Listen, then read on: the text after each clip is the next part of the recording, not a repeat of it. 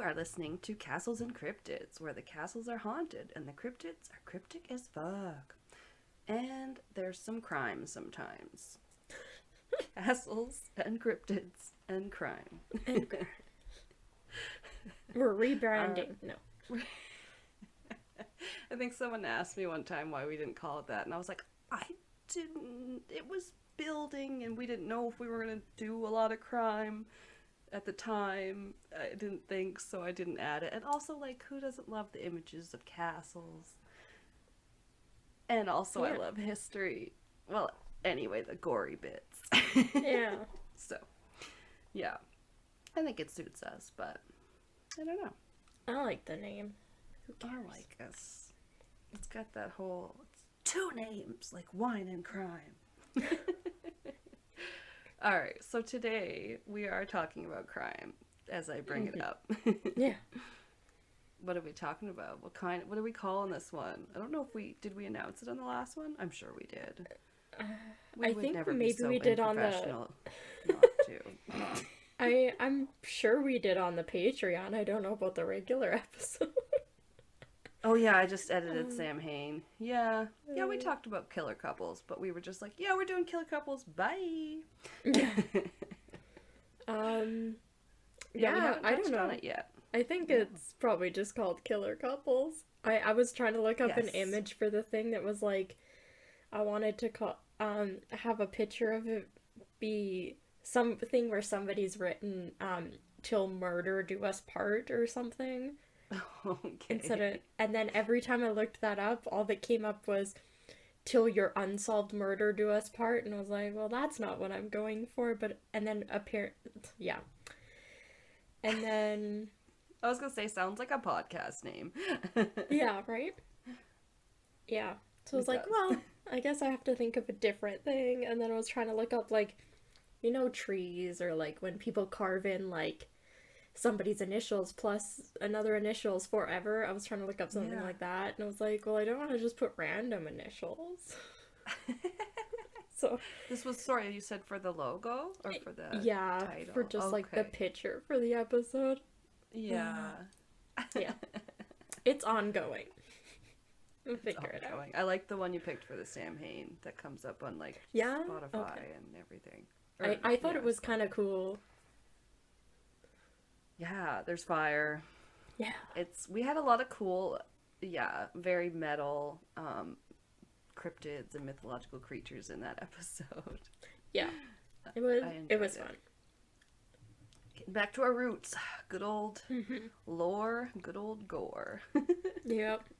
Which was one of my working titles, but I think it was taken, or an instance of a variation of it was taken.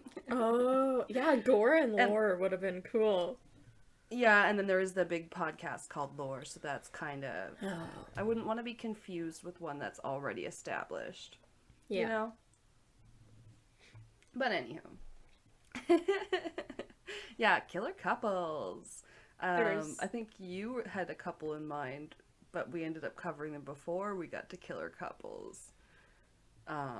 Which was the Moore's murder couples, right? Yeah, if I hadn't have covered them before, I definitely would have covered them in this one, I think. Yeah. But yeah, there's a lot of killer couples. Mm-hmm. A lot of women whose husbands or boyfriends are real fucked up and they go along with what they do, and I don't understand it, but okay. Right? Or as we came across at least one that was, you know, a same-sex couple or different like that. But yeah, a lot of the times it's one's kind of leading the other or whatever. But yeah, it's not great that there's a lot to choose from. Yeah. But it was still interesting because mine I hadn't known about before. Their names are Faye and Ray Copeland. Had you heard of them? Faye and Ray? No. Faye and Ray. I think the last name sounds slightly familiar. When I looked, they had been covered on things like My Favorite Murder and stuff like that. But yeah, I don't know. I always try to pick ones that I either don't know about or remember, but was like, oh my god, that was so crazy. Yeah. And I don't think either of us did any of the Canadian ones. Nobody did Karla Homolka. No. I thought about it because she shares a birthday with Ressa, if I remember correctly, my sister. Oh. But she's a horrible person. And who did you cover? I went... Well, mine is mostly, like, centered around the victim, actually. But... yeah. What? No. Yeah, most of my information's about the victim, and then I get into it, yeah. Okay, well now you got me intrigued. Do you want me to go now first? You've got it. Yeah. Okay. It's like, what? No, but that's cool because, like, we're obviously never trying to highlight the killers. Yeah. But their names always seem to get in the press more. I mean, often, like, I get it. If you've had, like, 30 victims, it's going to be easier to remember. Yeah. The killer. Oh, sorry, one thing before we get into, because, you know, boo, there goes my mind. Something shiny. Squirrel. No, but I had wanted to talk a little bit, there's been some things in the news.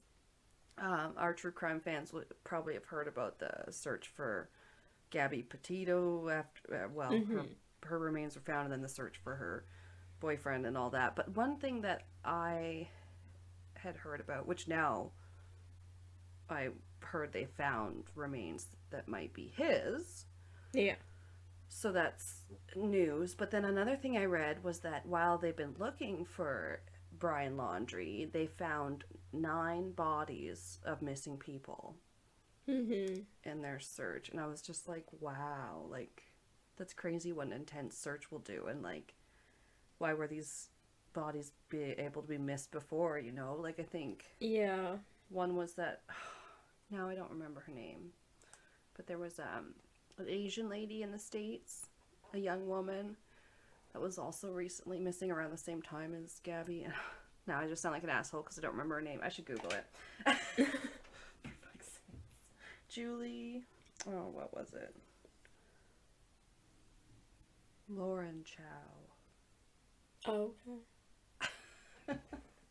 Okay, I can edit this one, but yeah, there was one lady that they found in the search for Brian Laundrie that ended up being a missing lady named Lauren Chow. That was a Asian American lady, and it's just like, holy shit, like, yeah. Anytime somebody, like, semi-famous or anything, there's always more of an effort for them than everybody else, which isn't fair.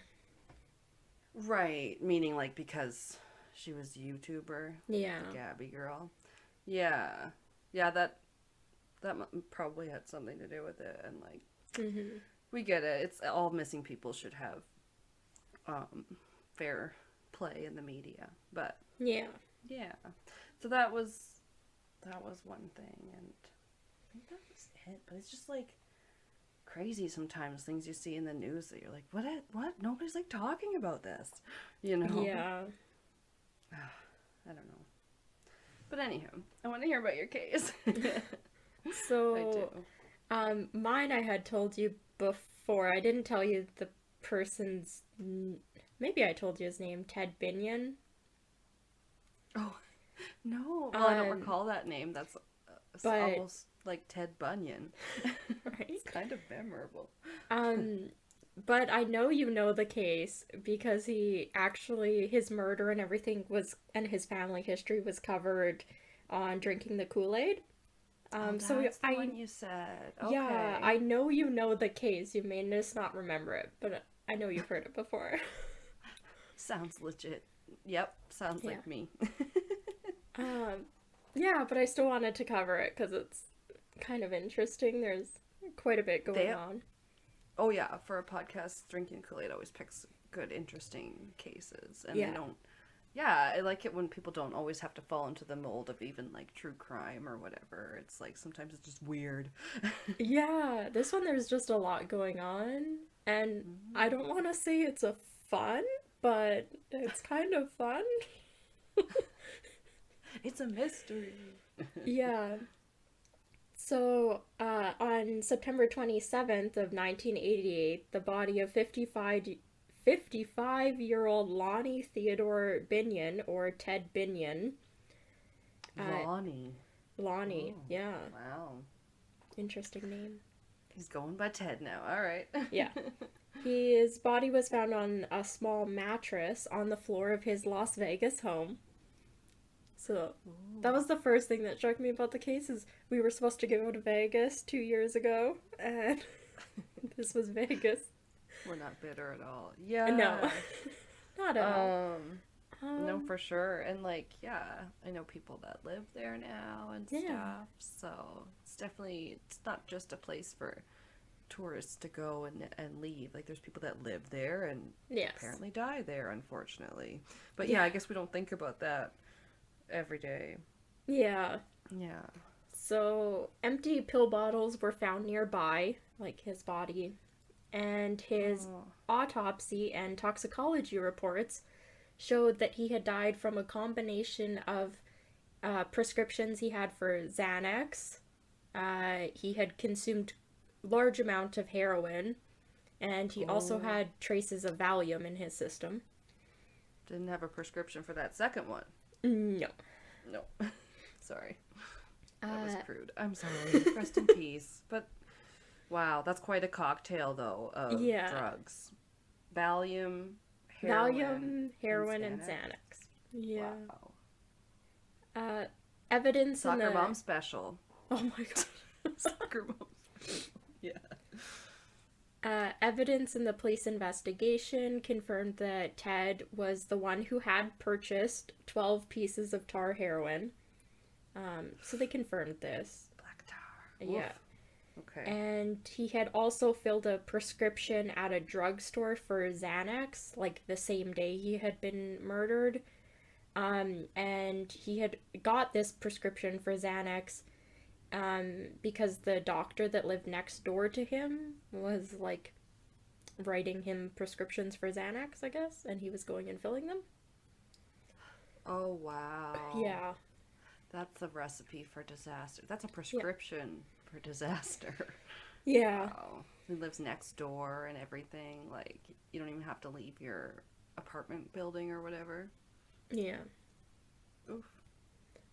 So Ted himself, people say that he was a big, like, history buff, and he was described as a mathematical genius. And Teddy. So he could calculate the odds off the top of his head for where he worked at as, I guess, like, part of the family owner and operator of the Binion's Horseshoe Casino, and he managed it at this time. Okay. Yeah. He managed it, and it's in his family, or it's just family owned? It's his family. It's his dad. Okay. Yeah. Okay. So, yeah, he could calculate the odds off the top of his head, and he was also reportedly very good at spotting, like, people who were cheating, and then people that were just down on their luck, pretty much suckers. Oh. Yeah. Okay. Yeah. Sounds like he's probably what do they call it? A card sharp or whatever? Yeah. Okay. So Ted's death originally was treated as a probable suicide. They thought it was like a drug overdose. Well, yeah, that would be the immediate evidence. You're like, okay, bottles and drugs in system. Yeah. Mm-hmm.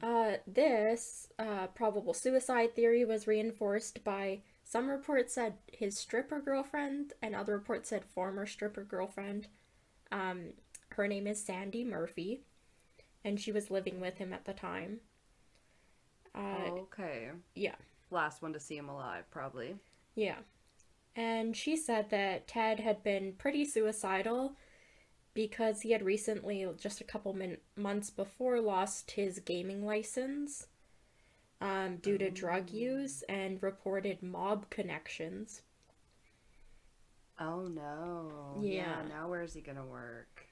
Exactly, and it's family, like, run and operated, and he can't work there anymore, and he's been doing this his whole life.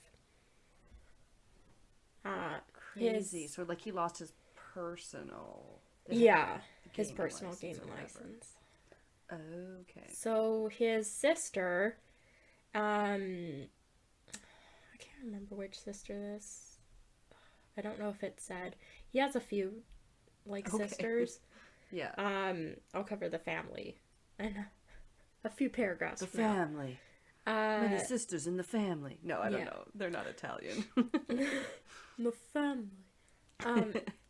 So one of his sisters said that she didn't believe he was suicidal, because their other sister, Barbara. Okay. So Barbara. So this must be either Brenda or Becky.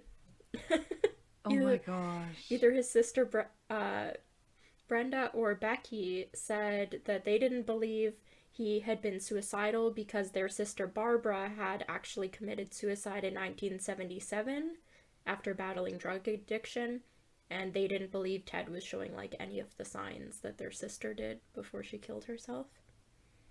Oh, wow. Plus, like, you would have heard your sibling's opinion on their other sibling's suicide and the effect you would think that it had on him. Interesting. Yeah, because this would have been 11 years before. So. Wow. So police, they're investigating and reviewing the scene and the evidence, and they suddenly believe that the scene may have been staged. Because of all the pill bottles, just like, look yeah. at me. Not only that, but his body didn't show the typical signs of a drug overdose. And I'm sorry, again, was he known to be a junkie? Yeah, he did purchase, he was a party animal. He did purchase, like, the heroin multiple times. Right. Yeah. Right. Okay. But still, it doesn't necessarily mean that he would have, like, done it all at once, and then also some Xanax, and just, just in case a few, whatever it was. Yeah, it's like, that's a bit overkill. Yeah. So his body didn't show the typical signs of a drug overdose, and his stomach contents showed heroin, but it was in his stomach contents, showing that he ate the heroin. And police believe... Ate the heroin. Yeah. Police... That makes no sense. Expect that an addict or somebody even attempting suicide would not ingest heroin this way. It's not typically I don't think it does anything for you. Yeah. Or against you, for that matter. You know what I mean? I don't think it's, like, a surefire way to, like, commit suicide or anything like that. Yeah, I have no idea. Like, what the fuck? But despite this, police at the time refused to open a full investigation into his death. And at this time, Ted's death was ruled as an overdose from heroin and Xanax. Damn. 6 months later, however, it was reclassified as, a homicide on May 5th of 1999.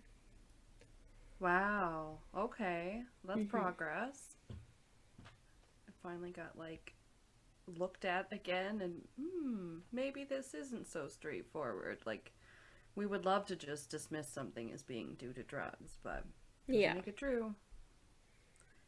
I think this is supposed to be, that might be supposed to be 1989. I don't know why it's 99, because he died in 1988, so 6 months later would not be 11 years later. Oh, I didn't catch whatever you're referring to, actually. Oh, it said they reclassified his death as a homicide on May 5th, and I have 1999 written down, but it should be 1989, I think. Oh, okay. Yeah. I guess. But could it... I don't know. Unless it was reopened as a cold case? No. Okay. So, some background on the Binion family. Because they're... At least his dad... Sorry, I'll put the background, but can you hear Pat's doing the blow dryer part of the window now? Oh, I can hear it when it's quiet. Okay. it's fine. I always think it's gonna be anyway annoying. So okay. So the Binion Yeah. family has kind of a crazy history, at least the father does. So I definitely Okay. wanted to talk about it because he's kind of a crazy person and he started this casino, which I think is Okay. still Right. around. I think it's still around, so when we go to Vegas, we Wow. have to visit this casino. Wait, did you say the name of it already?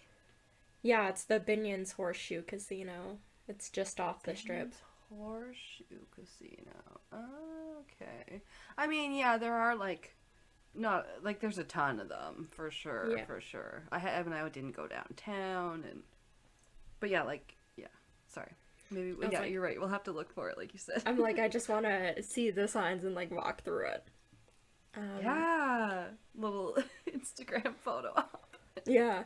This is the one we talked about in your case. Yeah. Be kind of cool. That'd be awesome. So, Okay, put that on our list of things Yeah. to do when we go. so for the family, Ted's father, or I guess the Binion family, the father is named Benny Binion. Because, Benny Binion. yeah, Oh, because who doesn't like a little alliteration? And then his daughters were like Barbara and like Yeah, Brenda. actually. Hmm. I, Very Barbara, Brenda, and Kardashian. Becky. Binion Casino. Okay, it's on Yeah. the list. So Benny was the founder and owner of Binion's Horseshoe Casino, and it's in downtown Las Vegas. It opened in 1946, and Benny was the owner and operator, or I guess face of Binion's Casino until his Ooh. death in 1989. It was a good face. He needed to be the face. Yeah. Look at that face. He's kind of crazy. When you look up, there's a picture of him. So his nickname was the Cowboy. Ooh. And that was, hold on, let me get the picture. They called him the Cowboy because he was like really good at shooting, and there's like a picture of him with like a fur coat, and he's got like the oversized belt buckle, and he's got a cowboy hat on, and he's in front of the Horseshoe Casino. Like a rhinestone cowboy. Ooh, 10-gallon hat. Is that what they call Yeah. that big old hat they wear? Right. Oh my god. Oh, totally. Yeah. Yes. Everything. I'll tell you why he was called the Cowboy. There's a story behind it too. Oh, he could just live in Alberta, right? We love our cowboys and rodeos here. Yeah. He can live in Calgary. Yeah, he'd fit right in. Yeah. So he was described by like friends and people that knew him as a wonderful man. This is Benny. He treated his family and his employees like really well. People loved him. Nice. Nice. Good old but Benny. despite like this public image he had and people loving him, he had once been a notorious Dallas organized crime figure in the 1930s and 1940s. Ooh. Yeah. So you don't Being want a to fuck crime with figure, Benny. That's how you got all that respect Yeah. from fear. Yeah. So this was when he lived in Dallas. So he helped oversee a Okay. network of gambling dens throughout the city of Dallas, and he would lead with a rule that he created, and it's one of his most famous quotes, and it is, "Do your enemies before they can do you." Do your enemies before they can do you. Yeah. Oh god, I had to repeat it because there was loud noise on my Oh. end. But ew, Yeah. it's like okay then. That's no turning the other cheek, right? No. So Benny had admitted to killing multiple people during his organized crime days. And during this time is when he earned the nickname the Cowboy. There's a larger part of the story of essentially he was being attacked by somebody with a knife. And he, I guess, was like sitting on like a wooden box or like crate, and the person went to attack him with a knife, and he fell backwards, and when he fell backwards he like whipped his gun out, and and then like kind of half sat up after he'd fallen backwards from the box, and then like when he sat up he shot the person attacking him and killed them. Oh my god. Yeah. He's like, doesn't matter where I am, I could be on a hay bale, but if you come after me, I'm gonna shoot you. I will get you. Yeah. I will do you before you do me. Exactly. Who shot first? Han shot first. Greedo. In 1936, Benny also got away with killing a rival in the crime industry by shooting the man in his parked car. So he just, like, he was walking as a pedestrian, went up to the man who didn't see him coming, just shot him, like, point blank in his car, and then he immediately gave himself a minor, like, flesh wound with his own gun. Or, sorry, with a different gun. So he had 2 guns. So he shot the guy with 1 gun, pulled out a different gun, shot himself, like a minor gunshot wound, and then threw the gun he had just shot himself with into the parked car, and then called the police and told the police he had shot this guy in self-defense. This was a guy he had a hit on? It must have been. It was a rival in the, like, yeah. Jesus Christ. Yeah. He just doesn't give a shit. Okay. No. And this is the father. The victim's dad. Yeah. Right. So, Benny was also involved in the daylight car bombing that killed the wife of also a rival, and this car bombing occurred in front of the couple's house. Oh. Yeah. So he admits to all of these. People believe he killed, like, many, many, many more people, but these are the ones he kind of, like, admits to. Okay. Yeah, he didn't really seem like he was trying to be too stealthy about any of those ones. No. I mean, oh, well, this is me staging a scene. I'll just shoot myself a little. Yeah, just a little.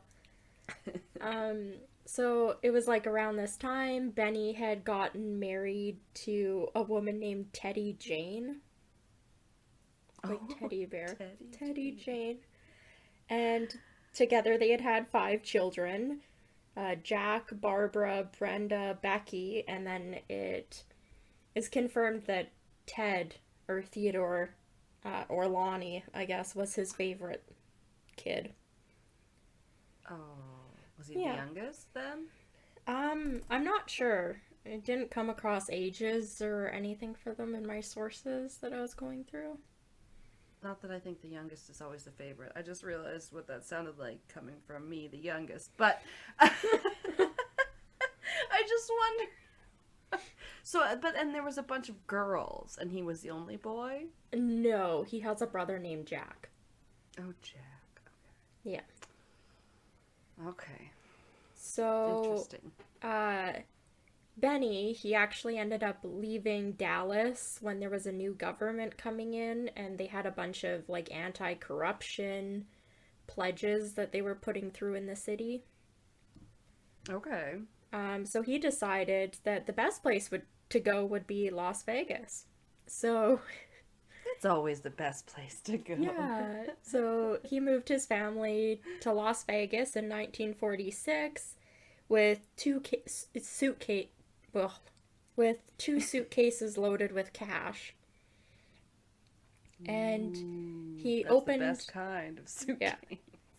He opened the Horseshoe Casino the same year in 1946. And it was... Nice. Yeah, when it was opened, it was described to be very gambler-friendly. So there was no limits on wagers or anything that people could put down. So people were losing a lot of money. Well, that's one tactic to run your casino. Wow. It was actually one of the only ones that operated this way, so it became very popular with the big gamblers. Interesting. And he also decorated to create like a homey atmosphere in it. So it was like really relaxed. They didn't, in the 1940s, they didn't require like the button-down shirts or suits that other casinos required you to wear as like a dress code. They let you wear like jeans and t-shirts. Yeah. Oh yeah, Hawaiian shirts. No. Yeah. The casino also reportedly at this time had a very popular, inexpensive steak dinner. So you bring in that good food. No. Yeah. Oh yeah, it's all about the food, exactly. And Benny also created a downtown photo op thing by encasing $1 million worth of $10,000 bills in like gun, or I guess bulletproof plastic, and he put them in like they were kind of like in a display, and then there was like a horseshoe around it, and people could take pictures in front of it. So they could, in the 1940s, taking a picture with $1 million would be a huge deal. Right, and it still would be today, I guess. Just the amount of, I feel like the amount of security would have to be more today. Oh, like, yeah. I don't know. That still seems pretty ballsy. They're just like, plastic's a thing now. You can't get through it very easily, and if this is bulletproof, then why not? It's like Houdini or whatever. They're like, let's try it. Yeah, so this was on display. And for the casino, they also developed a catchphrase that was good food, good whiskey, cheap, and a good gamble. Ooh. Doesn't seem like much of a catchphrase, but at least it's good whiskey cheap and not good cheap whiskey. Yeah, good whiskey for cheap. Yeah, that's definitely better. Yeah. So there's actually a lot of good that he did to bring like Las Vegas up probably to where it is today. He was one of the community leaders who helped organize to bring the National Finals Rodeo to Las Vegas. And it had before that been in Oklahoma City. So it was brought over in 1984 to Las Vegas. Wow, that's a big part of their sports draw. Yeah. Yeah, and they are like, sorry, let me try that again. They pride themselves, they're a sports city. That's a huge part of their tourism as well as the gambling. Mm-hmm. Yeah. So there's actually a bronze statue of Benny Binion that's riding on top of a horse, and that stood in downtown Las Vegas for years before it was purchased and moved to the South Point to stand near the entrance of that property's equestrian center. Yeah.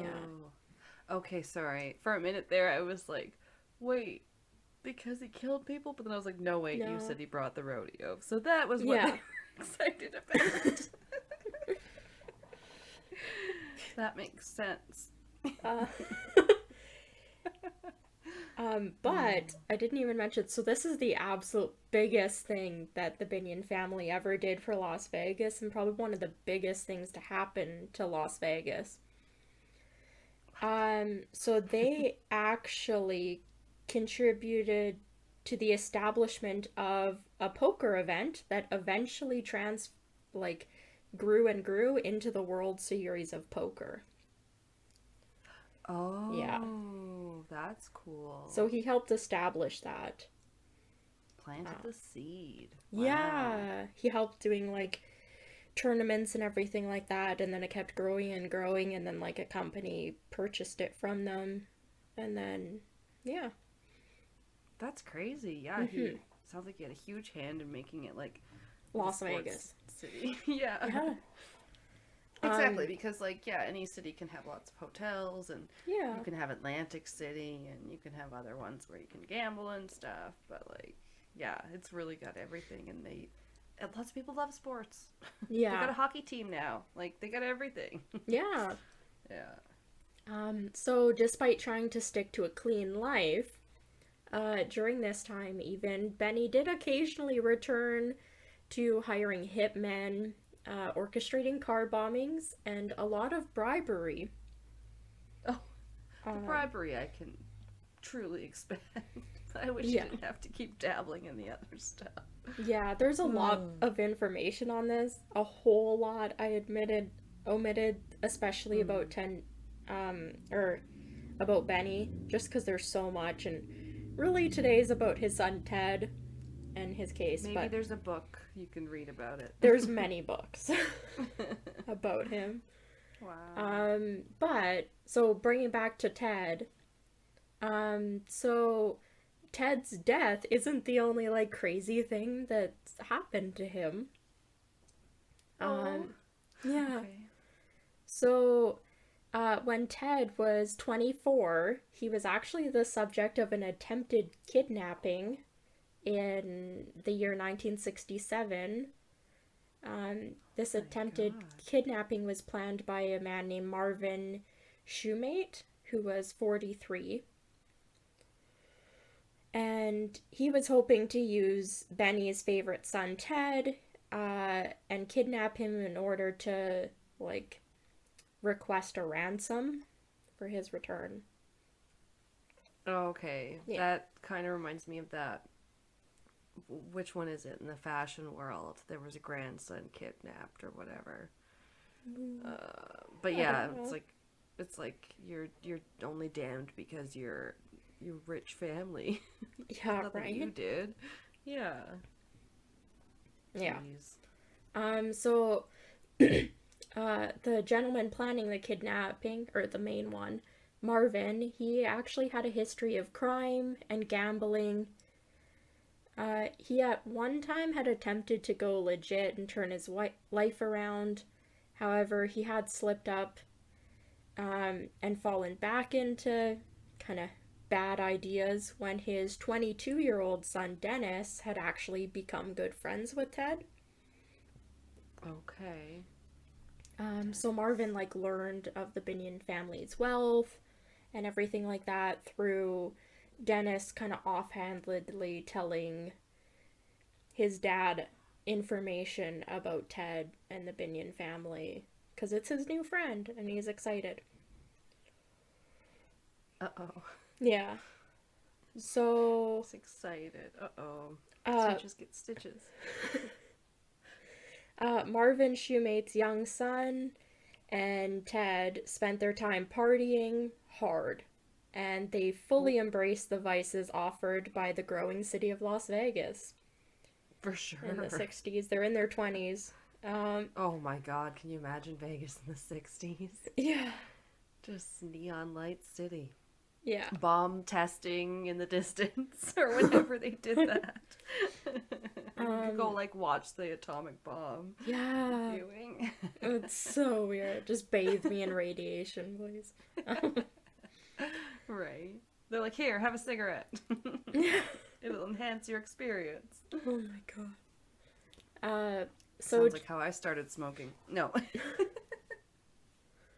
Anyway. Ted, during this time, he was actually part owner along with his brother, Jack, and this was because Benny, when he set up the Horseshoe Casino, he was unable to hold a gambling license because of his past criminal history.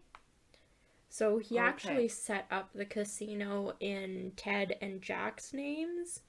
And then he pretty much, like Benny himself, pretty much operated it, but technically the company was owned by Ted and Jack. Oh, I see. Yeah. So Jack was still, Benny was still the day-to-day operator of the casino. So because of this, it left Ted lots of time, it said, to indulge in women, drugs, booze. Well, his father took care of the business. Taking care of business every day. Yeah. Yeah. Okay. So, with this, Marvin was planning Ted's kidnapping with the help of 4 others. Oh, God.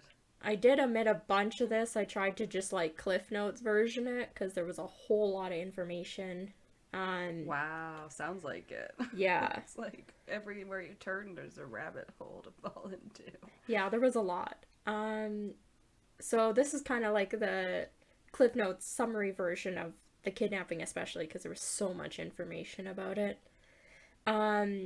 So with the help of 4 others, they actually at some point discovered it would be impossible to let Ted go after, because he actually knew Marvin, even somewhat, like, briefly, because of his son Dennis being Ted's friend.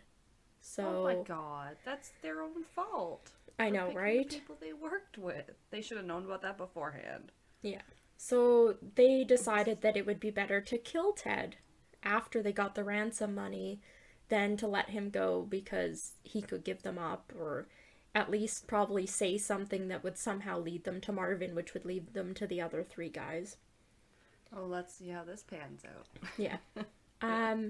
One of the men, I guess, actually was pretty good and decent. He didn't like the change of plans. He didn't want to be a part of a murder. So he secretly decided to notify a cop that actually had worked with Benny in the past and knew the Binion family. He maybe received some bribes in the past by the Binion family. Yeah. Okay. So he reached out to this cop, told them, you know what, like, I'm part of this group, there's this plan. It was to kidnap Ted, now they're talking about murdering him and stuff, and, like, I don't want to go down with them, and I don't want this to happen. So the cop, with this information, actually reached out to Benny directly about the plans to kidnap Ted, and actually revealed that Marvin was behind it. Really? So, yeah. Holy shit. Don't think that's what you're supposed to do. No. But for this information, the cop, as well as the guy who had ratted on Marvin and the other 2 involved, I guess, they were awarded with money for their information from Benny. So they got paid for giving Benny a heads up about it. Ugh. Well, that's what he wanted. Yeah. Then, okay. So, great. Yeah, so the kidnapping plot never, like, went through, obviously, because Benny found out about it. And in December of 1967, Marvin, the main person in charge of the kidnapping plot, was forced into the desert mountains by one of Benny's hitmen. And Marvin was shot once in the chest and then in the head, just behind his ears. Or just behind his one ear. Oh. Yeah. Papers at the time made kind of brief hinting references that Marvin's death was being traded, or was related to a kidnapping plot of a, quote, prominent downtown gambling figure. But they didn't say it was Benny directly or the Binion family at all. But everybody kind of knew. Yeah. So the man who was involved in the plot and was the one that tipped off the police officer, he was actually contacted and ordered to leave Vegas within 24 hours or else. So, he wasn't forgiven, but, I mean, he wasn't killed. I suppose you have your life. Off you go. So because of this order for him to leave, he got scared, and he reportedly went to the police and told them what was going on, that he was being told he had to leave Vegas and he was afraid for his life, but that he had information for them about a murder of a Marvin Shutman, I think his name was. I don't even have his name. Oh, Shoemate. Right, the co-conspirator. Yeah, so he's like, I have information about who killed him. So he's just a big old rat. No. Yeah. Just kidding. Yeah. I mean, you shouldn't be getting wrapped up in murder, kidnapping plots. Yeah, probably not. Yeah. If you're not gonna have the balls to go through with it. I mean, I'm glad that you helped. Right? save a man's life, however, inadvertently. Yeah. So he tells the police he has this information about who killed Marvin. So they hold him for 3 days. I believe in, like, prison or something. And he's, like, safe. He's being protected there. But the cop that he had talked to pays him a little visit while he's there and says that Benny would like to inform him that he has to leave Vegas immediately or else. This is Marvin? No, this is another guy. I don't have his name anymore. Oh. It got really confusing. There was, like, so many people in names. So it is. It's like a Guy Ritchie movie, like Rock'n'Rolla, which is, like, really good, and Pat loves to rewatch it. I'm just like, I just get confused because there's so many people in the family and in the cast of characters. Yeah, I get it. Yeah, so this is the cop threatening the guy who ratted on Marvin and the other guys. So the cop visits him while he's being protected in the jail, I assume. Right. Tells him that he is to leave Vegas immediately and hands him a little gift from Benny, which is a bunch of money to cover his relocation costs. So, I mean... Oh, well, that's sweet of him. Right? I mean, you have to say Benny could have killed him, but not only did he not leave Vegas when he was threatened, he went to the cops, tried to rat you out for murder and get you in trouble, and you still give him money to, quote, relocate? I know, it is. Yeah. It does seem to go against Benny's character. Right? Yeah. So he ended up leaving this guy, as well as the other two who had been involved in the kidnapping plot. As far as I could tell, the other 3 weren't murdered or anything. However, Marvin's murder technically still remains listed as unsolved, even though everybody really knows it's Benny. Benny. Poor Marvin. Yeah. So, as I said, Teddy and his friend Dennis, Marvin's son, would go out partying and everything, and even though this foiled kidnapping attempt didn't happen, he never actually outgrew this partying and, like, playboy lifestyle. And by the 1990s, he had a serious heroin addiction. Ah, yes. Yeah. Okay. Well, so he had money, he had family money, and I see how that happens. Yeah. Or maybe that makes no sense. What the heck is going on? No, because he died in 1988. Why does it say 1990s? He had a serious heroin addiction. He had been dead for 2 years. What the fuck? I mean, it's the 1980s. Ted? Yeah. I don't know. I thought he died in 88? I knew you said 88 at the beginning because I was like, oh, that was the year I was born. But yeah. I couldn't remember if I'm that like, was... now this is saying the 1990s. I'm going to say the 1980s. Whatever. There seems to be a problem with dates. Yeah. What the heck? I think I typed the year he was murdered wrong. That's why everything else is wrong. So I'm trying to confirm that. Okay. But that's frustrating. Yeah, I think he was murdered in 1998, not 1988. Okay, because you were saying... Yeah, because everything else keeps talking about the 90s. I'm like, but he's already dead. Right, yeah, the reclassification of the death and all that stuff. Yeah, he died in 1998. That's what it is. I might have typed that one wrong. Okay. He died in 1998. That makes more sense. Okay. Yeah, so he's still partying, being a playboy in the 90s when he's like in his 50s. And now he has 90s. Yeah. And he has a serious heroin addiction. Damn. So lots of people did then.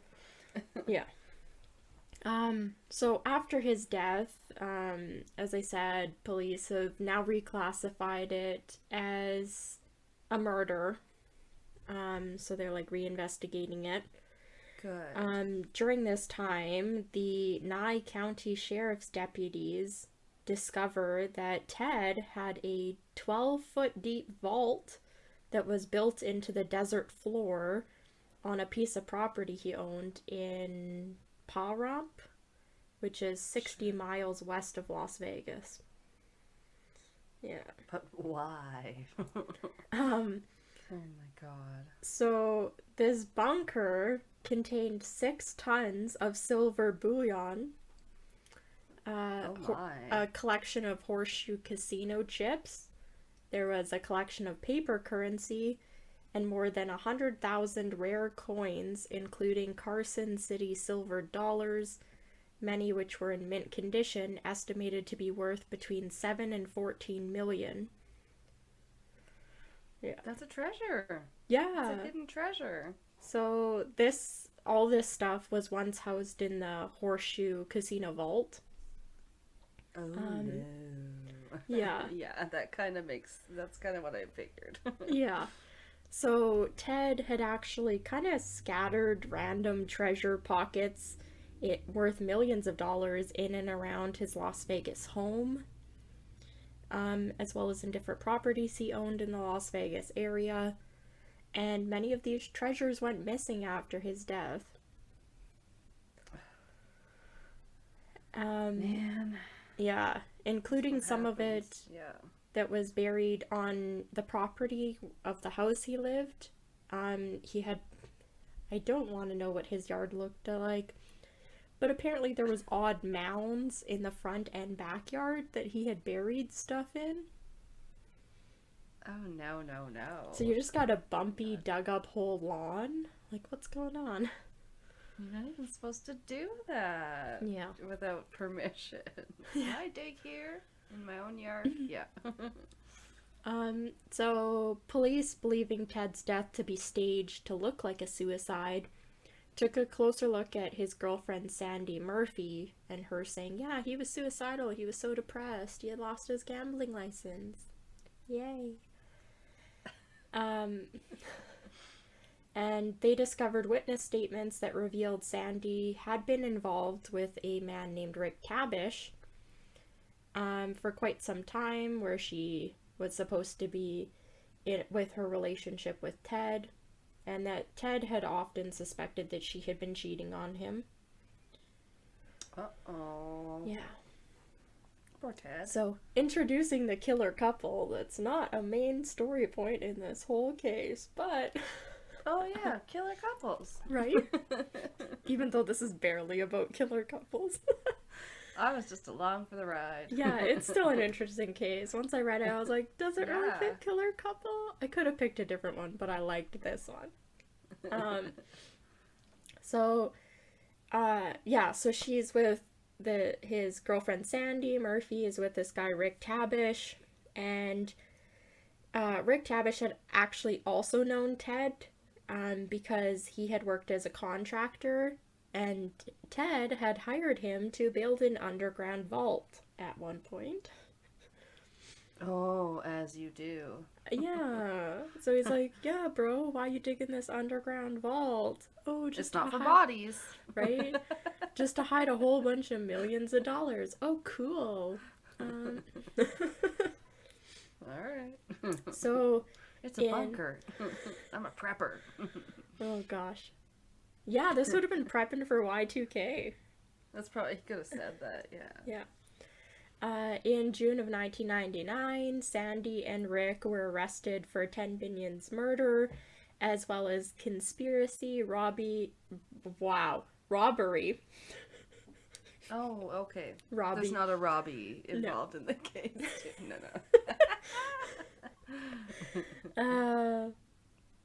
It's a robbery. Robbery.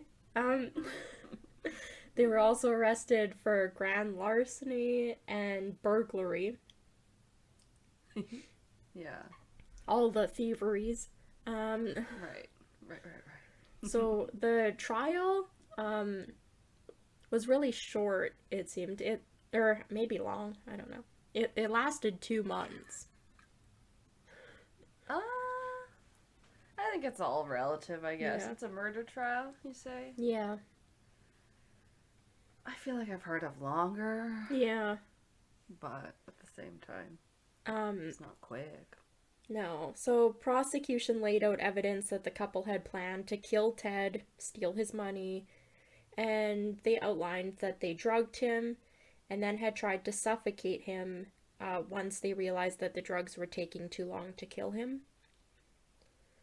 Oh. Yeah. God love those unprepared killers. Yeah. Just try everything. Yeah. Sandy had been recently cut out of Ted's will. That's believed to be, like, the main motivation for it, I guess, is she had now been cut out of getting the money. And, yeah. Okay. So the day after Ted's death, Wow. Rick had broken into one of Ted's vaults and stole $6 million worth of silver.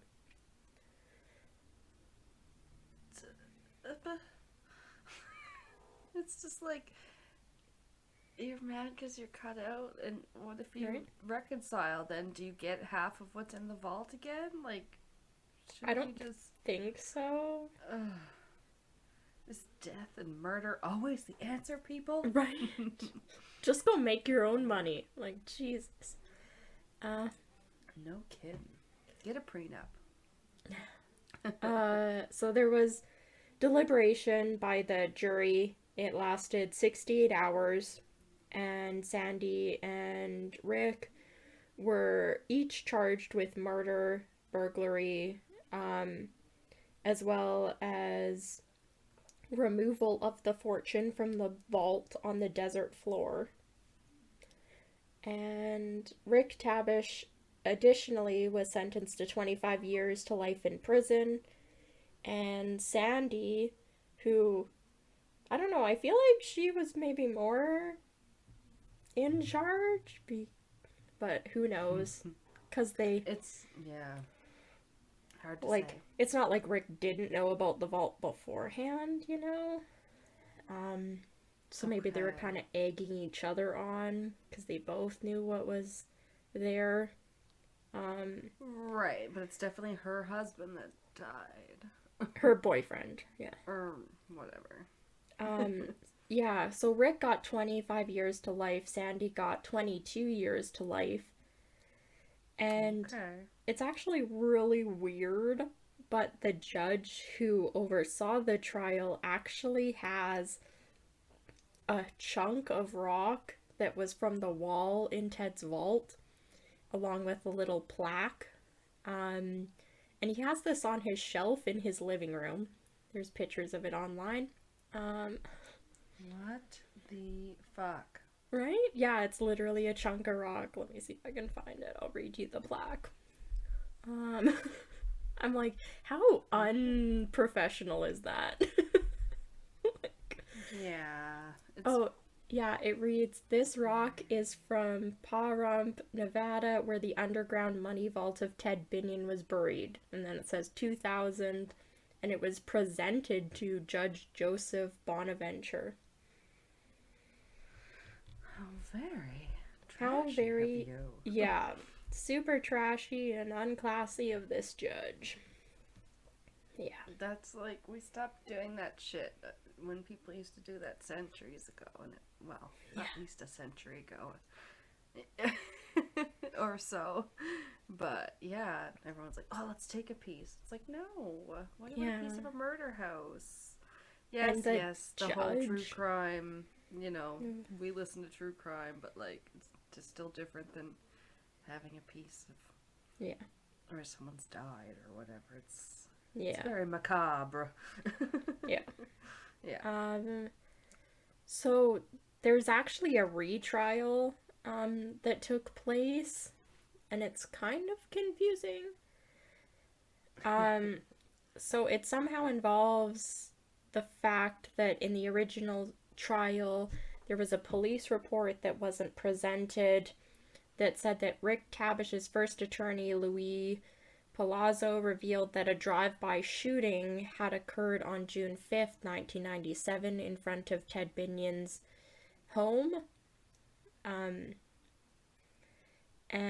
that this drive-by shooting in the police report, in the statement on the police report made by Ted Binion, alleged that a Chancellor and Behenin, Behenen, Behenen, I think, that they were the shooters. So Rick Tabish's attorney is kind of trying to get this, saying maybe these two murdered him because they committed a drive-by shooting and Benny suspected them a year before. Oh, good lord. That's great evidence. Yeah. But in July of 2003, the Nevada Supreme Court actually overturned both Rick and Sandy's murder convictions. Okay. Yeah, which I find kind of weird.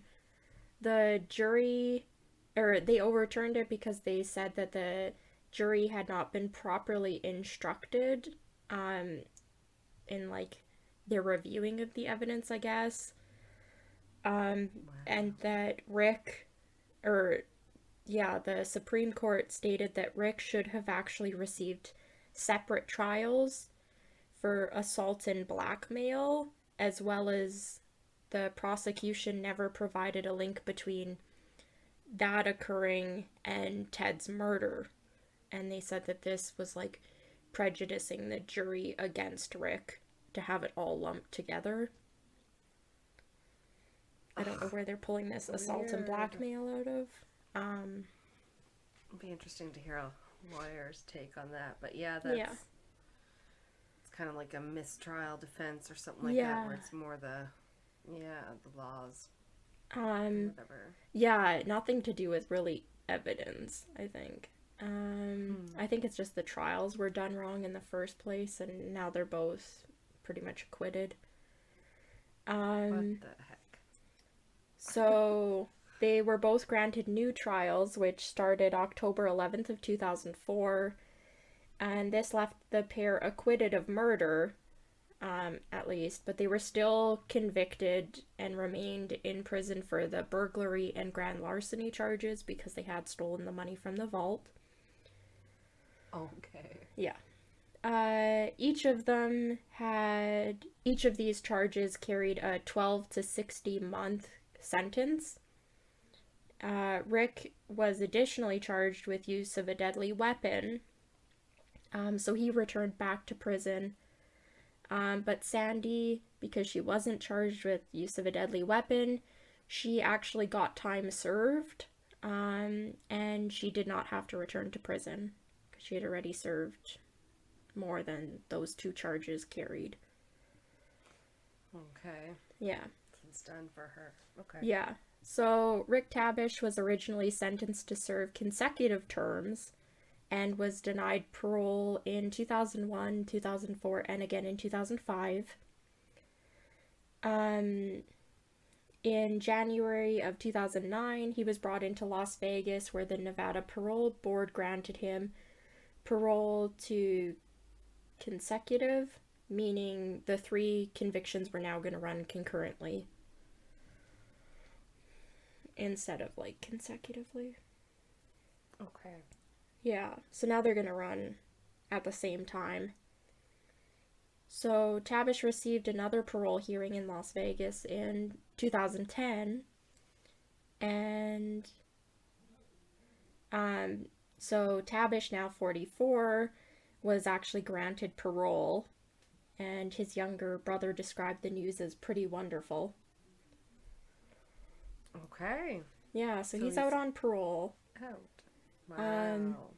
So he had been released in May of 2010, and his parole started in April of 2010. There was some problems with negotiating the terms of his release, and actually that, like, delayed his exit from prison, so I don't know when he actually exited prison. Oh, okay. Yeah.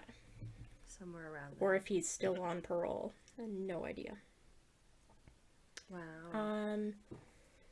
So just some more information. That's pretty much all I have anymore. There's Harrah's Entertainment, which is now part of the Caesars Entertainment. I think that would probably be like Caesar's Palace and everything, right? Yep, and Harrah's Hotel and yeah. Oh, a bunch of them that I can't remember exactly. Basically, So, them and MGM are all the hotels on this trip. Yeah.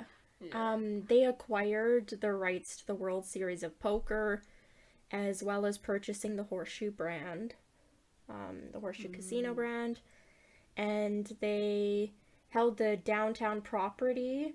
The Horseshoe Casino held its last World Series Poker event in 2005. Since then, Harrah's Entertainment, or Caesars Entertainment, has moved the World Series of Poker to Rio, where it's been operating out of ever since. Rio. Yeah. Benny Nice. Binion, he died of heart failure in December of 1989. His daughter, Becky, actually took control of the property in 1998 after a legal battle with her brother Jack. So she's the one that sold it. Okay. Well, they probably gave her an offer she couldn't refuse. No. Yeah. After Harrah's bought the World Series and Horseshoe brands in 2004, the downtown property was sold to MTR Gaming, which held the property until it was acquired in 2008 for the amount of $32 million by its current owners, the TLC Casino Enterprises, which also operates the neighboring Four Queens. Okay. I'm like, you would know more about like the casinos and hotels in Vegas than I do. Sounds like a casino name or a hotel name, doesn't it? Four Queens. Yeah. The Four Aces. Yeah. So I do have a newspaper article. What was this from? This is from rgj.com, and it's entitled "Nevada Man Arrested Digging Casino Heirs Lost Silver." Oh? Yeah.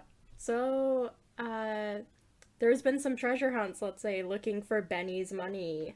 Or not, I guess Benny's money, Ted's money, that he, quote, buried all over the place in these crazy vaults and in his yard. People go looking every once in a while. So this is quoted from the article. It says, authorities in rural Nevada say a man has been arrested in a break-in and possible attempt to dig buried treasure at a rural Nevada ranch once owned by a Las Vegas casino heir who died 20 years ago. Nye County Sheriff's Lieutenant David Brokowitz? I thought that said Berkowitz, and I was like, son of Sam. He said Wednesday that 56-year-old Richard Cleaves was arrested on Friday on warrant charges of burglary, conspiracy, and destruction of property. Cleaves is identified as the former manager of Ted Binion's property in Pahrump, where sheriff's officials found holes dug after Cleaves and two unidentified men with shovels were seen on surveillance cameras March 30th. Oops. Binion was believed to have buried millions of dollars worth of silver before he died at age 55. And David Matson and Michael Millett were arrested with Tabish in 1998, 2 days after Binion was found dead. The three had dug up the silver with heavy equipment in Pahrump. Pahrump-a-pump-pump. Sorry. It's such a weird word. Though it's believed... What the heck? Yeah. Though it's believed all the silver buried at Pahrump has been recovered, rumors persist of a still buried fortune at Binion's Pahrump and Las Vegas properties. Landscapers in 2001 found a large, freshly dug hole in the backyard of his vacant $1.5 million Las Vegas home on the day after the 3rd anniversary of Binion's death. It says, quote, somebody went on a treasure hunt, said James J. Brown, Binion's longtime friend and estate lawyer. James Brown. Yeah, James J. Brown. Binion was known to have a penchant for burying things valuable to him. Brown told the Las Vegas Sun that the landscapers discovered a 4-foot by 5-foot by 4-foot. Okay. A 4 by 5 by 4-foot hole near a playhouse Binion had built for his daughter years ago. Specific. Yeah. This is all quoted from the article directly. I got rid of some of it because it was stupid, but during the Binion murder investigation, Brown said the estate received an anonymous tip that suggested Binion had buried valuables under the playhouse, which sits on a concrete slab, but the estate decided against digging up the yard at the time. They said, quote, "If you don't know what you're looking for, you could dig forever," Brown said. But he said that from the looks of the hole, the intruders had a pretty good idea what might have been buried there, and some of the dirt unearthed was actually under this concrete slab. Okay. And then, outside of the article, the only other information I have just says that after the trial, much of the silver that was recovered from the vault was given to his daughter, who had some of it offered to, like, the public for public sale, if they wanted to purchase the silver, I guess. Not sure how that would work. But in the information I found, it says that apparently a large portion of the silver remains unclaimed at the courthouse. So I don't know what that's about. So maybe people should stop digging in his yard and maybe go to the courthouse? Not that I'm telling you to rob a courthouse. Unclaimed? Yeah. Well, what? I don't know if, like, his daughter maybe didn't pick it up or what. Yeah. It's confusing. That's baffling. Yeah. But very strange. Yeah, so that's Ted Binion. I do not remember hearing that story even the second time. Oh my gosh, okay. It's like, wait, what? Wait, like, yeah, all these clues that just don't add up to anything? Yeah, it's I can weird. Compute. Yeah. Hot damn. Yep. Yeah, that's compiled from like 5 sources. There's quite a bit. Wow. But yeah, so that's my killer couple I chose, and they were hardly in it at all. Yay. Yeah. Oh but my god. It's the very interesting story of the Binion family, I think. Was that written by J.J. Abrams? No. There's 32 lens flares. You can hear them through the microphone. Oh god, I wouldn't even know. I just know he likes cryptic stuff. Yeah. Well, wow. We'll take a break. We'll take a break, and then I'm excited for yours. Oh yes, we should actually take a break. Yes, good to have a break, guys. Give us a break. Yeah. Give us a break. Go stretch your legs. If you're sitting saw something the other day with off-brands like Cat Caught. Break me off a piece of that Cat Caught bar. Oh gosh. Cat Caught in Mountain View.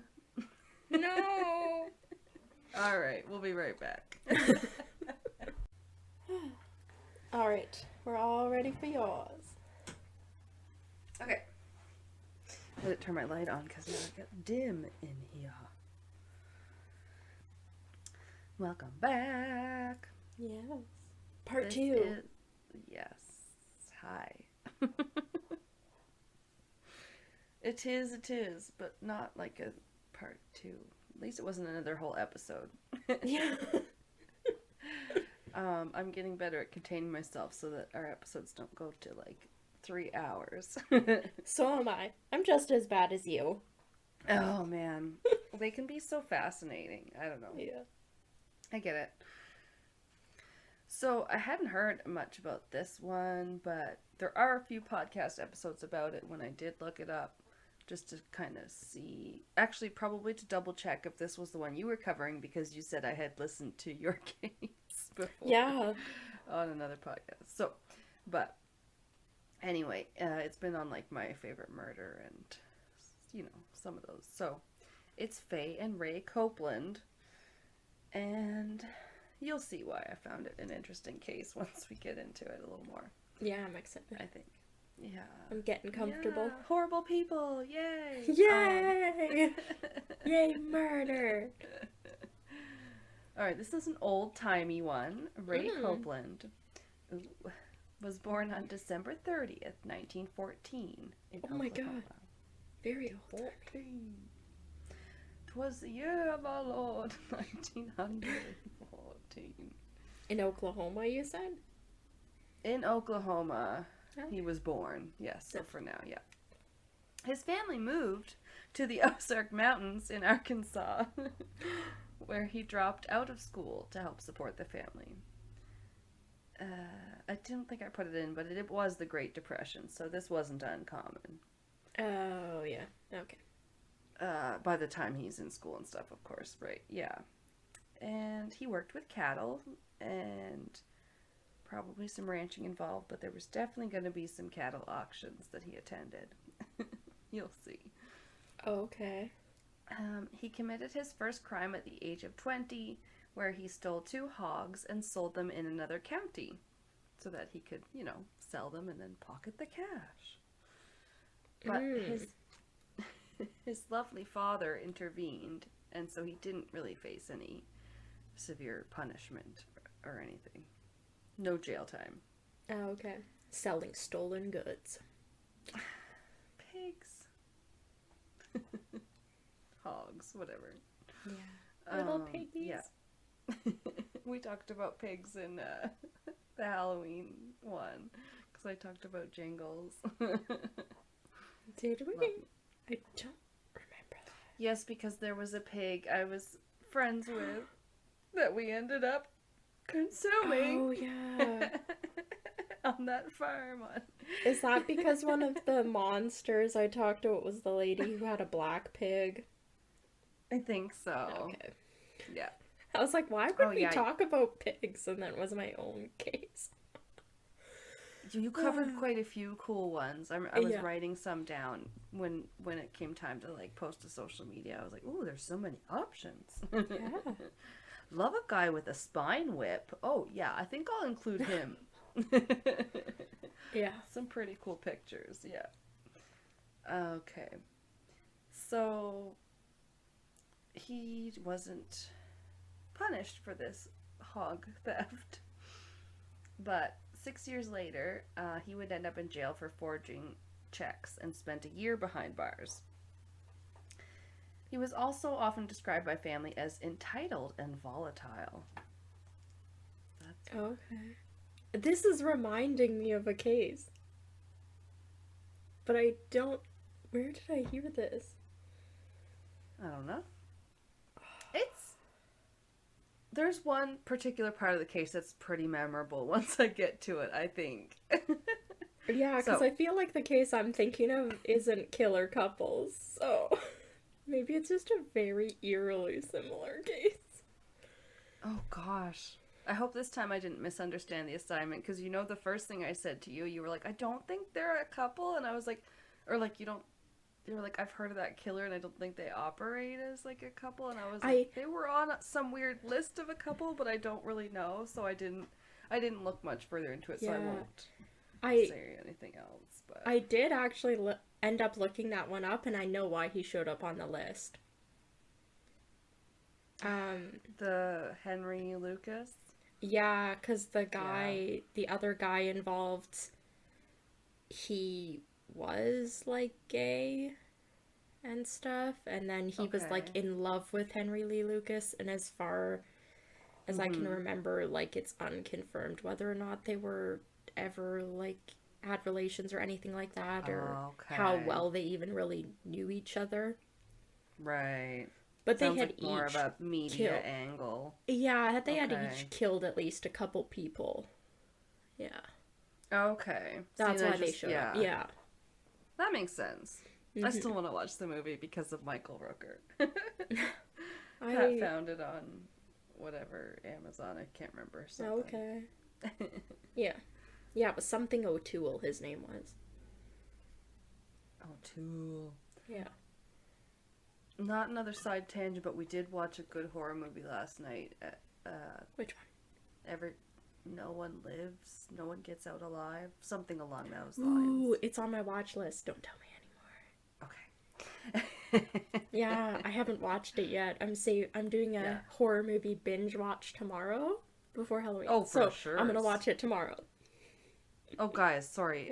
If we haven't edited out this tangent, which it's not been too long, so I don't think we will. But it's Halloween tomorrow. Yeah. It's like, oh my god. Okay, yeah. But I said to Pat earlier this month that, like, he was like, well, we haven't watched these horror movies yet, and like something like to the effect of the month is almost over, and I was like, you shut your mouth. We don't stop watching horror movies when October is over. You know that. You own the majority of them in the house, like, kind of thing. Funny. Oh. But anyway, so back to my case.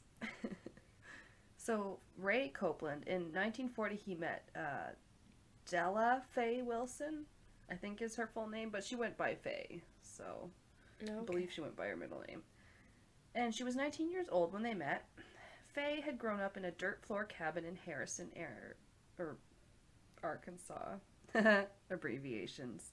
I almost said Arizona. I'm sorry. I don't know, like, any of the U.S. abbreviations. I think I just didn't want to spell it Arkansas, and in the end, maybe I just should have. Take no chances. Oh, my lord. So, they married, they had a couple of kids, and they moved to California. And in the end, they ended up having 5 kids in total. So, they popped out a few more after they got to the West Coast. Yeah. As one did in the old times. 101 children. Who knows, right? They seem to do anything for money, so maybe they were just like, more welfare checks or whatever. You know, whatever. Yeah. Not even welfare, but the shit you get when you have a kid. But he, however, wasn't nice to his children, so I don't think they were having them out of joy of having children, unfortunately. As he was quite abusive. You know, shouting violent to the kids and his wife. Yeah, that's not good. Yeah. But Faye did not believe in divorce. She had been raised in a very Christian, or a Christian fundamentalist household, as it were. So very orthodox or whatever. Oh. Yes, and didn't believe in divorce, so they stayed together, and he was apparently pretty vicious and would hit them with different things like cast iron skillets, which, ow. Heavy. Are so heavy. Or something called cattle kickers, which look like shackles for cattle or horses or whatever's back legs. They look like, it's to keep them from, like, kicking you. But I had to look it up, so I'm sorry. And it's all horrible. You get the idea. Yeah, I don't care. Even if you don't believe in divorce, pack up your shit and move. You don't have to divorce them on paper. And this is the problem people protect have your with kids. Right, especially when it comes down to something that's taught by a religion who, you know, most religions, their ultimate creed would be to protect the innocent. So it's like, you need to protect your kids. Yeah. Heartbreaking. Oh, yeah. Honestly, I think they've stayed out of the media a lot because there's not much about the kids in the case, so I guess that's good. And it's a long time ago now, so that's good.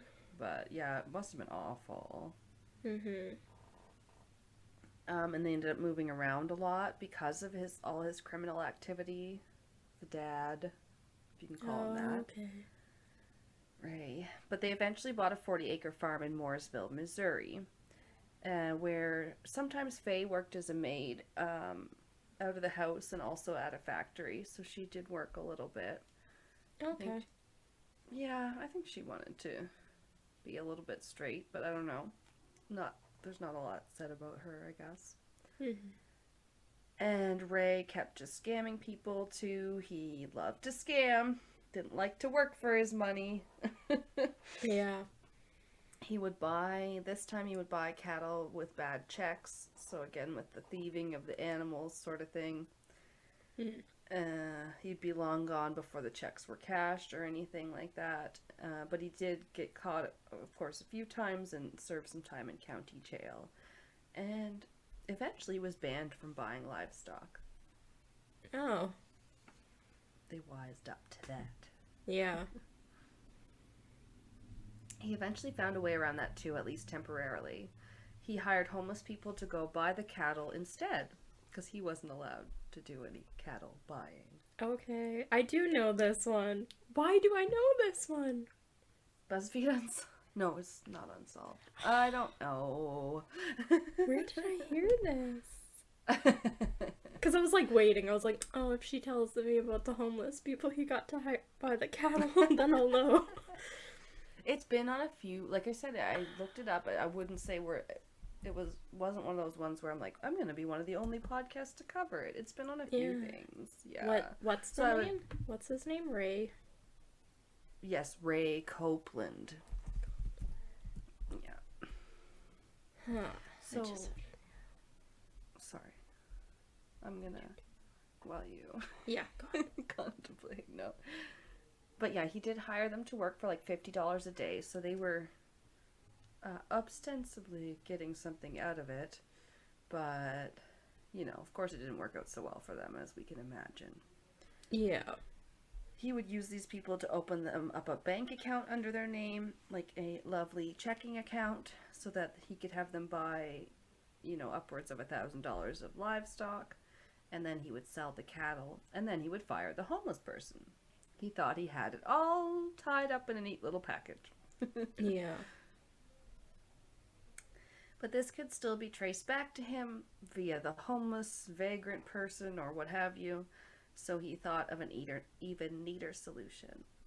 He wouldn't just fire the homeless people after the deal was done. He decided to kill them. Yeah. It's just heartbreaking. It is. Just preying on people that are unprotected by society. Yeah. But yeah, I don't know. I'm not sure about, honestly, still after reading the whole thing. Well, maybe after reading the whole thing and stuff, I was a little bit more sure. But it would seem that the wife was into it. Yeah. But we'll get to it. I mean, you would almost have to be for most cases like this where it goes on and on, right?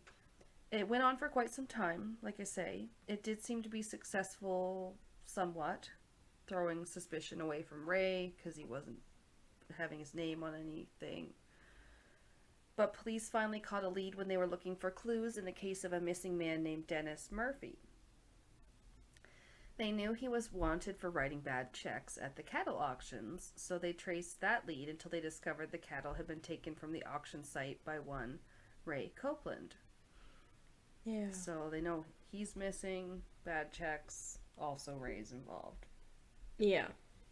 Yeah, and they questioned Ray and his wife, Faye. They claimed that they had also been duped by Dennis's bad checks. So it wasn't that hard to convince the cops, I don't imagine, anyway. Because Dennis was a vagrant, after all, or a transient, and he didn't, you know, have a home. So they figured, oh, sure, he might be hard enough up to do such a thing. Yeah. And move on. Yeah.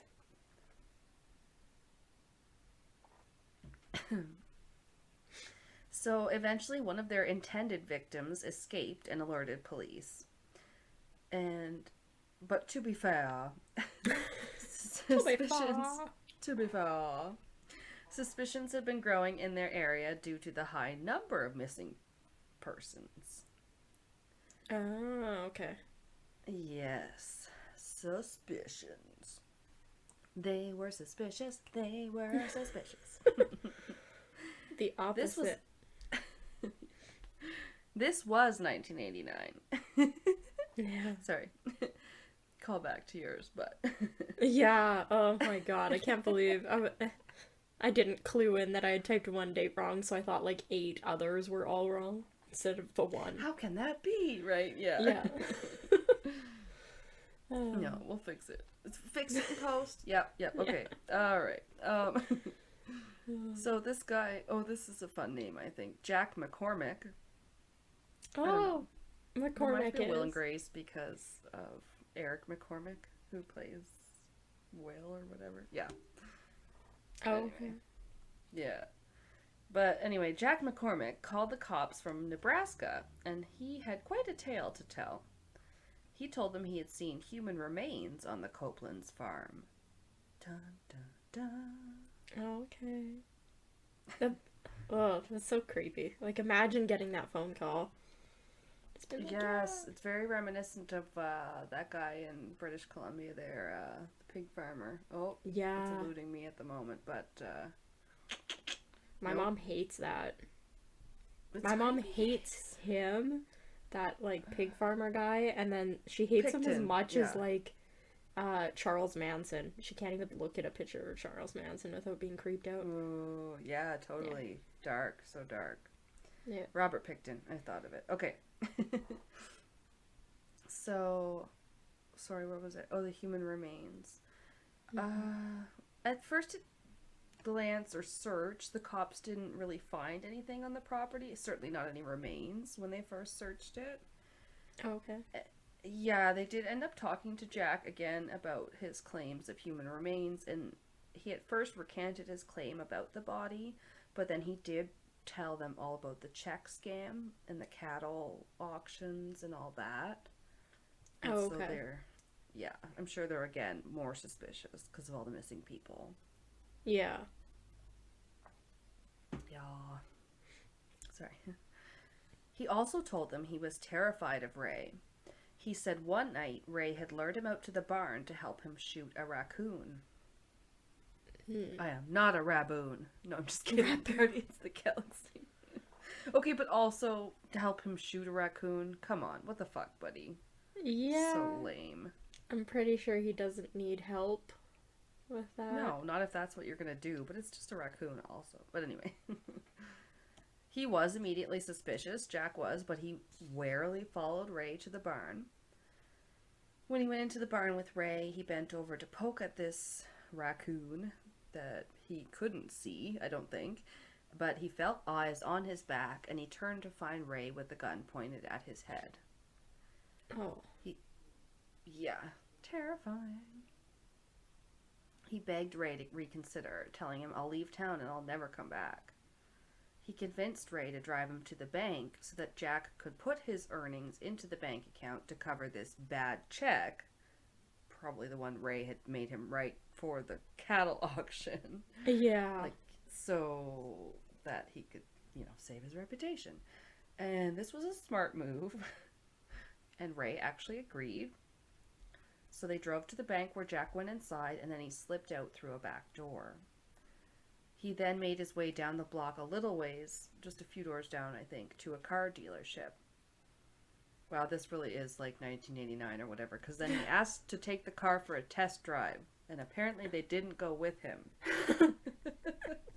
Yeah, they didn't awkwardly sit in the back seat while you adjust everything and, nitpick. Ooh, I've never actually been on a test drive. I didn't know if they sat in the back seat. Yeah, well, I think they'll normally sit in the front, but all the test drives I've been on, I've been with my dad, so my dad would normally, be in the passenger seat. And then they'd be in the back, trying to reach to, show you how to set up stuff on the console. Oh, yeah, they're like, look at this. Yeah. Mm-hmm. Let me distract you while you're trying to drive. Oh, exactly. Yeah, this feels like a road test. No. Right? Kind of does. Because you're like, I'm not going to crash this car. No, not before I own it anyway. Yeah, right? Yeah, you break it, you buy it. Yeah. Uh-oh. Scary. So he drove to Nebraska, this Jack guy, Jack McCormick, and he called the police from there when he felt safer, when he was away from Arkansas, I guess. So that's when he called, and the police were like, okay, now we really gotta search this property and whatever. Like, yeah, this is crazy. We've had tips, you know, this is not the first thing. And eventually they found evidence, like a list of 24 names that was hidden in a camera case. And it seemed to be a list of all the men, who had been employed by them. And obviously some of them were missing men also. Yeah. Let's cross-reference this list. Let's leave you a handy-dandy list. Yeah. Number 1. Oh, it gets better. Or worse, depending. Yeah, the police suspected this was also a kill list of their victims. They found some things that appeared to be other people's possessions, which further incite authorities' suspicions, of course. But the real kicker was a quilt Faye had been working on that oddly seemed to be made out of men's clothing, pieces of shirts, I don't know, pants, etc. How obvious do you need to be? I'm sorry. She's literally making a quilt to hand to the police. Be like, here you go. Is this what you're waiting for? No.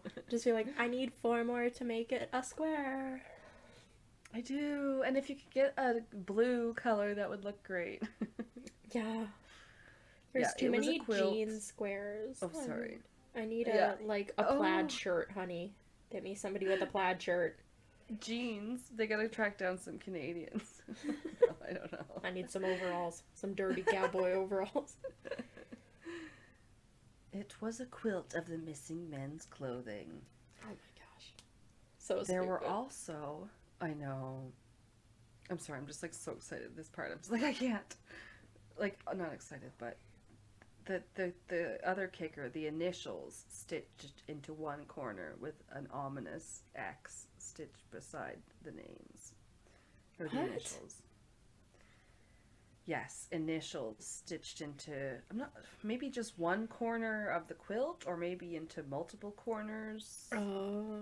Is it like each square? Maybe? Not exactly. I wondered myself. I'm trying to picture it, but I get the impression there's an X stitched beside each of these initials anyway. Yeah, very prison-like. Like, I got a teardrop tattoo. But she didn't want a teardrop tattoo. So I think that definitely makes people think Faye was in on it, I think. Yeah, I can't picture a farm dude being like, I'm gonna sew some stuff and I'm gonna make this quilt. Can you patch up my socks? And then also I have this quilting project for you to work on. Yeah. So later, a tip helped turn up bodies on farms where Ray had briefly worked some odd jobs of his own, neighboring farms, that sort of thing. A local man called in about a barn on a neighboring farm that Ray had worked at that smelled like a dead animal. Ew. In his words. Oh yeah. That barn contained a shallow grave with 3 men, all killed with a .22 caliber bullet matching Ray's rifle. Another barn on that same property contained another body, and yet another victim was discovered in a well on the property. Ew. Still wearing, sorry. I never liked the thing about wells, because my immediate thing is, that's their drinking, maybe that's their drinking water, and I'm like, a body's in it, and it always grosses me out. Also, like, to die down there, like movies like The Ring. I actually only just watched that last week for the first time ever. It was so good. Gotta love October. It's like people are like, well, I have to watch this. I have to. It's like when you watch Christmas movies or whatever. Yeah. It's the season. Oh man. I mean, it's pretty good. There's parts that probably, like they say, don't always, like, because it's VCR and stuff. It doesn't. Yeah, that's true. But it's great. It's good for what it is. Oh, yeah. Yeah. Oh, yeah. So, yes, another victim was discovered in a well on the property, and he was still wearing a belt that said Dennis. No. Yeah, so that was that Dennis Murphy. widened their search also into northwestern Missouri, along the Arkansas border. Yeah, they thought there was many more bodies to actually be found. So they had found 5 in Arkansas. They did find more bodies, apparently months or sometimes years old, and they were linked by the ballistics experts to the same slugs or whatever from Copeland's rifle. Oh, yeah. Okay. And then I was like, rabbit hole, what's a bullet and what's a slug? And I don't know if we all need to know, but I get weirdly interested by the gun parts sometimes. Is it just me? Is slugs the casing? I don't really know. There seems to be a bit of a difference between a bullet, because there's and like a slug, and jacket. like maybe. Well, shotguns can use slugs or bird shot or like buckshot. It said, so I think it sometimes might just refer more to a solid, like bullet or projectile than like a single projectile versus a birdshot or buckshot or whatever, those ones that are just like a bunch of pellet parts that just go yeah. But I don't know why I always like get so confused when I'm like, I'm trying to look it up. What do they mean? What's a slug? I swear I did. I just sometimes I'm like, does anyone else want to fall down this rabbit hole? But so slug is just one bulky solid projectile to differentiate between shotgun shells containing numerous shots. Okay. Right, like birdshot or buckshot, I guess. Yeah. I guess that's all it really means. I'm like, once you mentioned it, I was like, I have to know. I'm the same way, honestly. We should go to I know we can go to the gun range at the West Edmonton Mall. We can learn a little bit more. Oh my gosh. Patreon exclusive episode. I don't want to hold a gun, thank you. Oh, what about axe throwing? I do want to go axe throwing, and I want to do archery. Okay. I do not want to hold a gun. Okay. I will even go as far as to hold a crossbow. Oh, Pat has one of those. I know. Anyway. I don't know. I was like, we should probably know how to use it if it is in my house, so. Okay, so I got a crossbow, a zombie. Well, you can just go, like, he went, when it was in hunting season or whatever with a buddy of his. Like, as you just go deer hunting, you can go and just take one. You don't actually have to have, like, any license to own a crossbow, like a hunting license or anything. Probably not. It's weird. I don't get it. But anyway, and I love archery. That's another thing. I've done it a couple times. It's fun. Yeah. But I digress. So, here's something gross. One of the most heinous things they did was to pick up some of their potential victims at, quote, employment providing missions in Missouri. And disposing the bodies. Yeah. Very remote locations. Yeah. I picture like a job bank or job fair or something like. Yeah. It's just disgusting, really. Yeah. That's awful. Their decades-long killing spree was brought to an end when, or I guess I called it a killing spree, but you know what I mean. Yeah. Yeah. When Faye was 68 and Ray was 75 years of age, which made them the oldest serial killers taken into custody at the time. Can you guess who has since broken this record? It's not too long ago, actually. Who was old when they were taken into custody, and they looked for this person for a long fucking time. Oh, is it the Green River Killer? Is that the right person? Close, because it's got a state nickname, the Golden State Killer, Joseph James D'Angelo. Yeah. Yeah, that was through, like, the ancestry. I believe so. Yeah. Something DNA. Everybody should go do Ancestry and we can just solve everything. Thank you. This has been my TED Talk. I mean, I heard it's not exactly that simple, but yeah, I agree with you. Exactly. And then, because Faye was tried first, something said she became the oldest person to receive the death sentence in Missouri since it was reinstated. So, yay for her. No. But she was also offered a plea deal if she helped police track down the 7 bodies of men the police believed was their victims. She would have been offered, like, been, like, last sentenced? Or? Yeah, exactly. Received a lesser sentence. I just, for some reason, didn't write it down like that, but...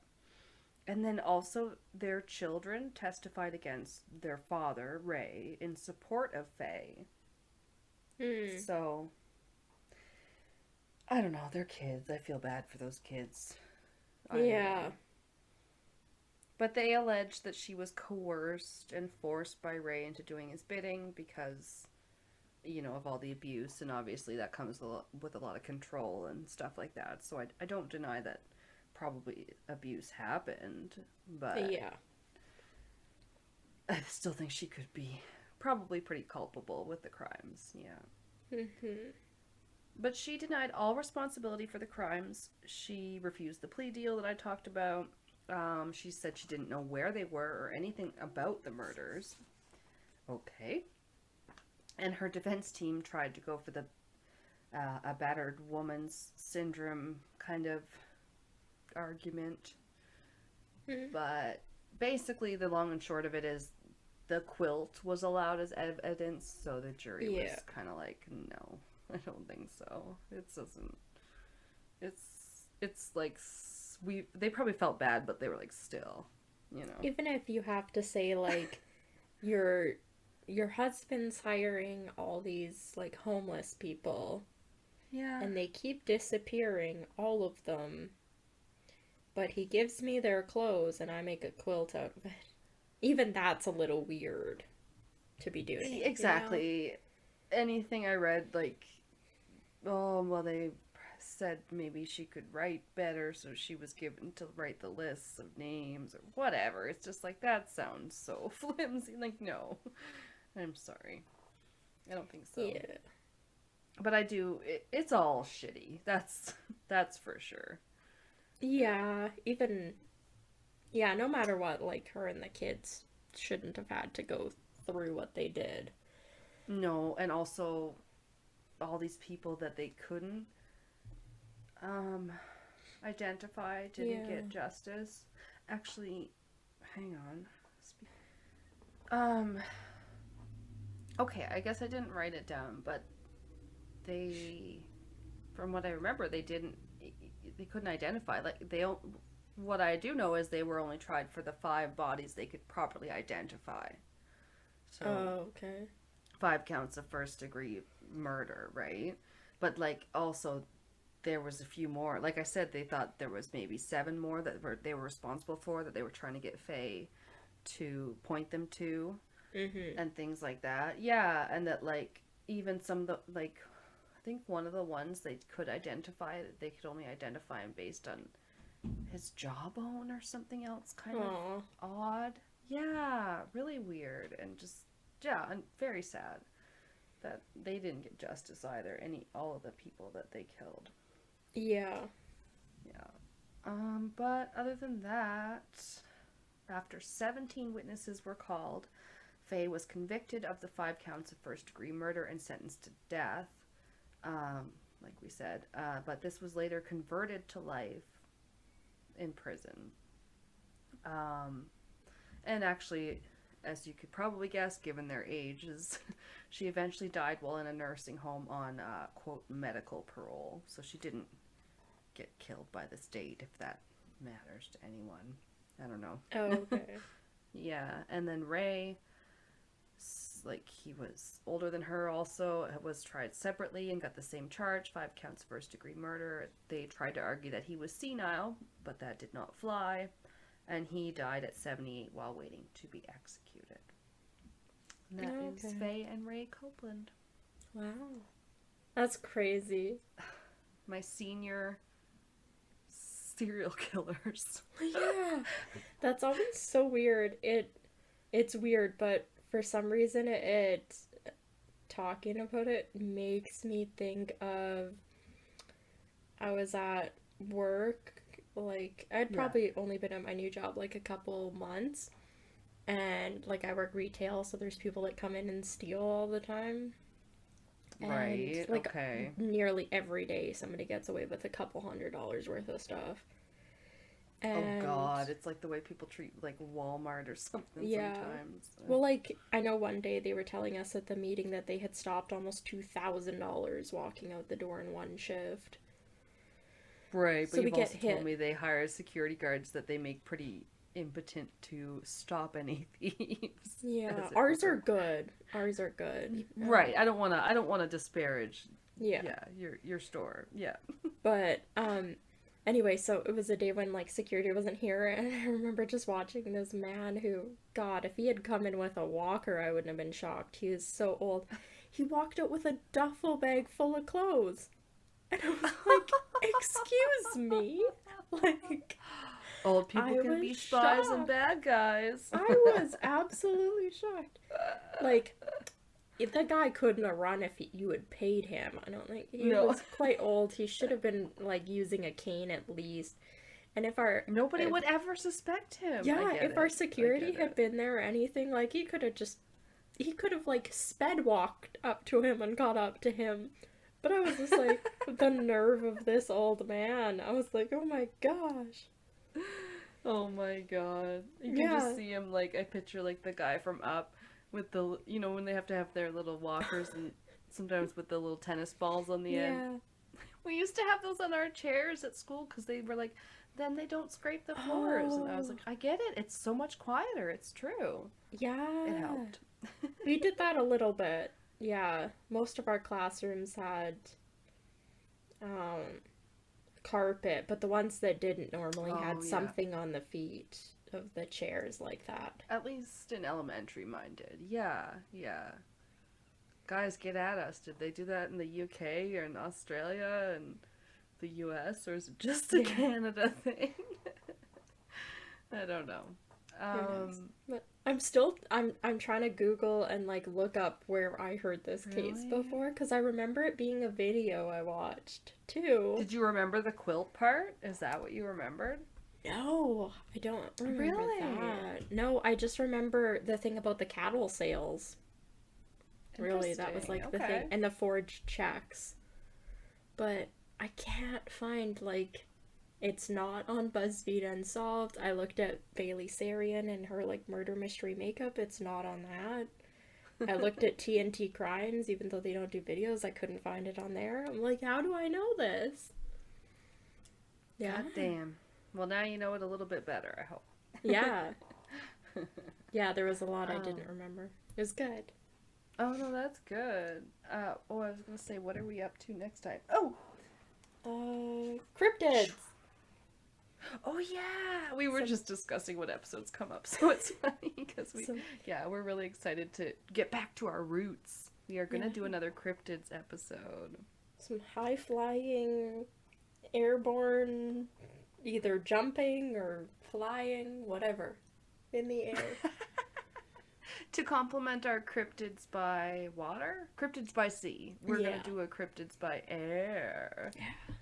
I mean, that's what we're here for, right? You guys are here for the castles, you're here for the cryptids. Yeah.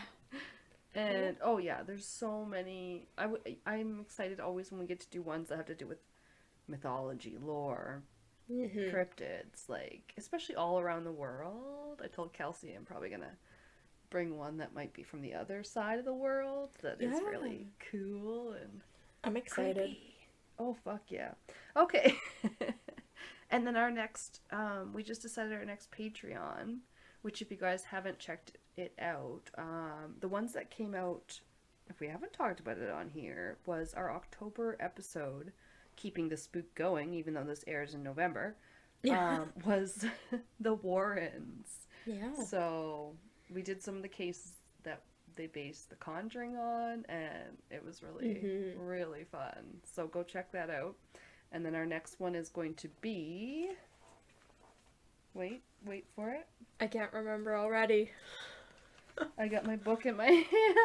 Oh, I just gotta get to the right page. Oh, we are starting a series on Patreon we're calling Forensic Files. Forensic Files edition. So this will be Forensic Files entomology. Yeah. Or, yes, crimes that have to do with forensic entomology, which is the bugs, the study of all the bugs that form on the body. Oh, yeah. It's going to be creepy and good, you spooky little bitches. Alright, so stay tuned for that, and I will be working on our next video episode because we've been ramping up our Patreon for y'all, because we love y'all. Thank you for listening. Yeah. But videos I am new to, so it is coming slowly, but I'm hoping to next have up a horror trivia video. Oh yeah, I already forgot about that. Well, it's sort of for our October spooky season, Day of the Dead. I thought we'd do a horror trivia, so yeah, that'll be another bonus for our Patreon. Mm-hmm. So watch out for that, and we'll catch you next time. Give us a like, listen. Thank you for listening. 5-star review. Don't forget that part. Yeah. Review. Send us to a friend. Tell everybody. That is very important also. We really appreciate that, because then we get all the listens and they go up like ding ding ding ding ding ding ding. Yeah. Somebody might like you. No. There's other weirdos out there. Yeah. I'm shocked anybody listens to us. Oh, we good. And our research on point, I must say. I think we do pretty always good. Go through a lot of information. Other than me today typing the wrong date once and confusing myself for the entire segment. Sometimes I don't know what episode it is, so it's okay. That's the struggle. But no, we appreciate it every week. We look forward to interacting with you guys. So, yeah. Till next time. Yeah. Bye.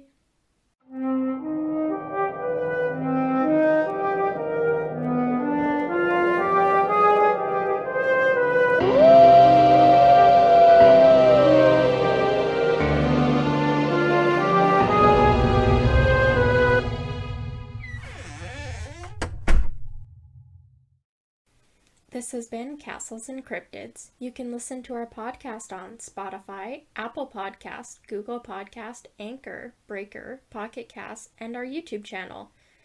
Please rate, review, and subscribe wherever you listen. Follow us on Instagram, Facebook, and Reddit.